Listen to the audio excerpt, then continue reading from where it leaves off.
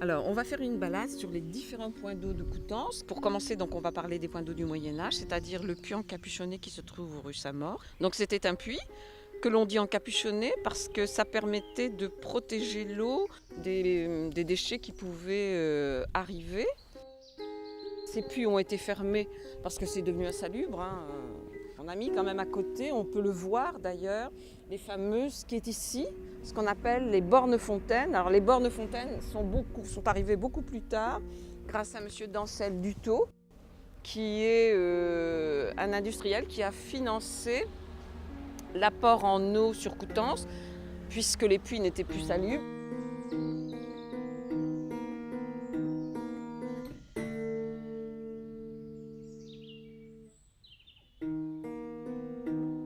Le premier point d'eau, le premier puits qui a existé est le puits Notre-Dame, c'est-à-dire que c'est le puits qui se trouve dans la cathédrale.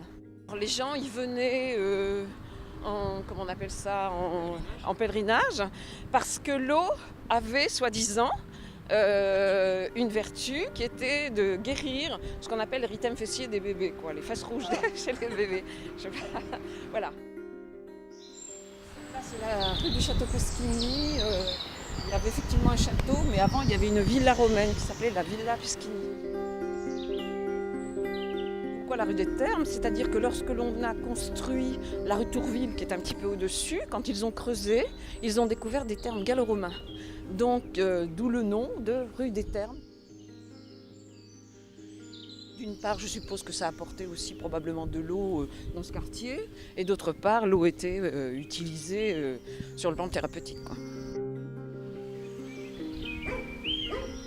Alors là, on se dirige vers les lavoirs maintenant. Je rappelle que la ville de Coutances est entourée d'eau, deux ruisseaux et une rivière. Donc elle a à ses pieds la Soule, le Bulsard et le Prépont, qui sont les affluents, enfin qui sont deux autres ruisseaux. Ici, on a le Bulsard qui passe. Les lavoirs étaient tenus par des lessiviers. En patois, le lavoir se dit douit.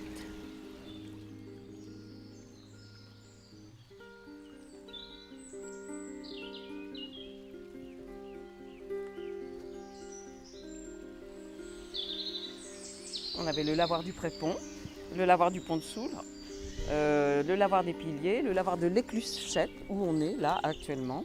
Ils sont de 1880, enfin je parle du lavoir de l'Écluchette qui daterait de 1890. Se situe rue du Moulin de Haut. On avait énormément de lavoirs, mais on avait aussi énormément de moulins, parce que les moulins c'était les petites industries de Coutances qui permettaient de moudre du blé, ou bien de broyer le thym pour tanner le cuir, ou bien pour fouler la laine. C'était la Gazette.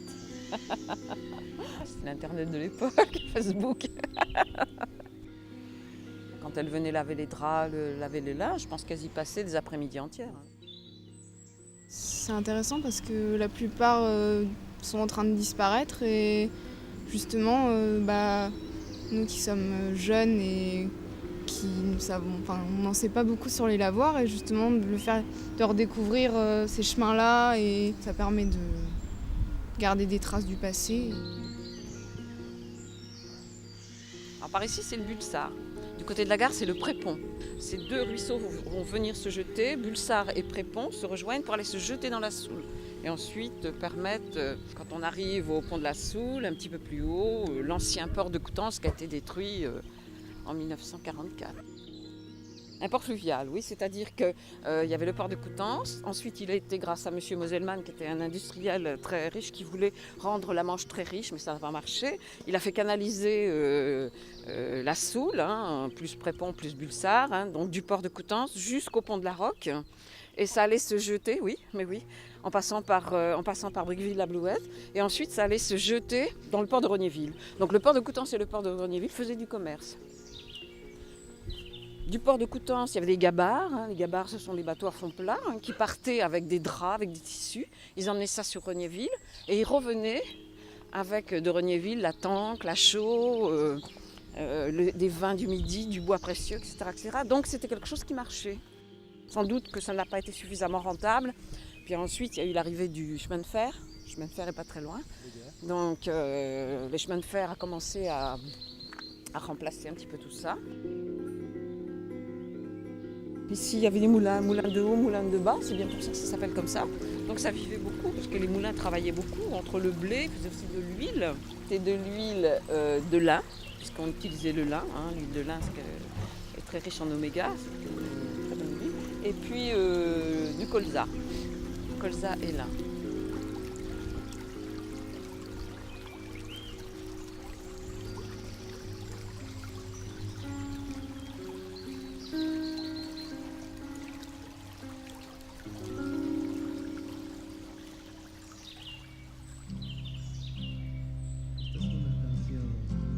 Distinta tal vez un poco a las otras canciones.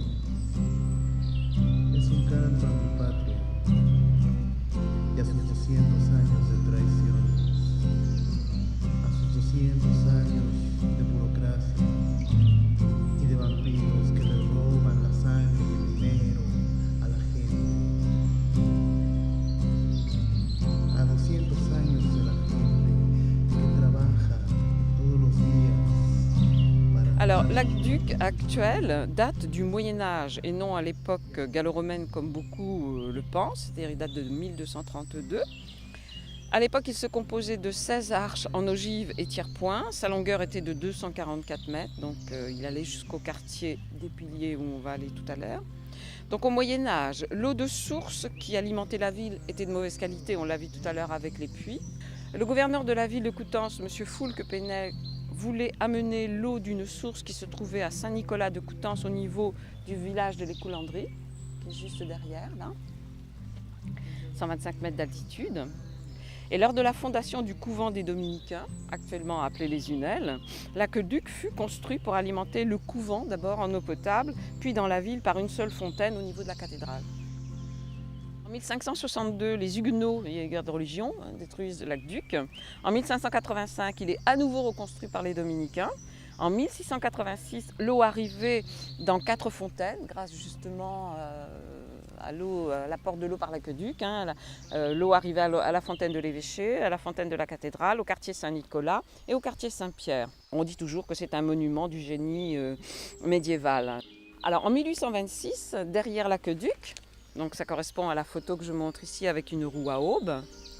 Une usine de buanderie avec lavoir. Il y avait le passage du Bulsard entouré de champs pour étendre le linge et le blanchir et le laver.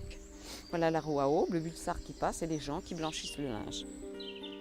La logique qui s'appuie sur l'utilisation la plus répandue au cours des siècles est l'écoulement gravitaire. C'est-à-dire qu'apparemment, il y avait quand même une grosse puissance dans l'eau. Et la puissance de l'eau, l'écoulement gravitaire, fait qu'ils arrivaient quand même à envoyer l'eau vers les Unelles.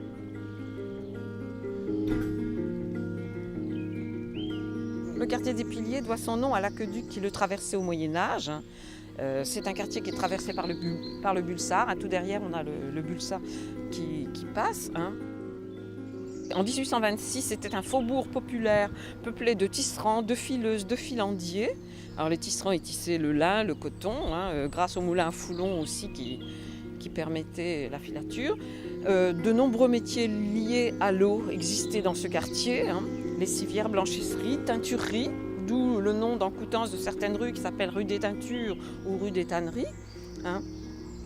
Il y avait aussi ce qu'on appelait la cour aux Magnins. Alors les Magnins, c'était des chaudronniers. Grâce à l'eau et grâce aux tanneries, tout ce qui touche au cuir, tout ce qui touche aux peaux. Il y avait des bourreliers, des gantiers, des parcheminiers, donc fabrique d'une peau, la peau très souple.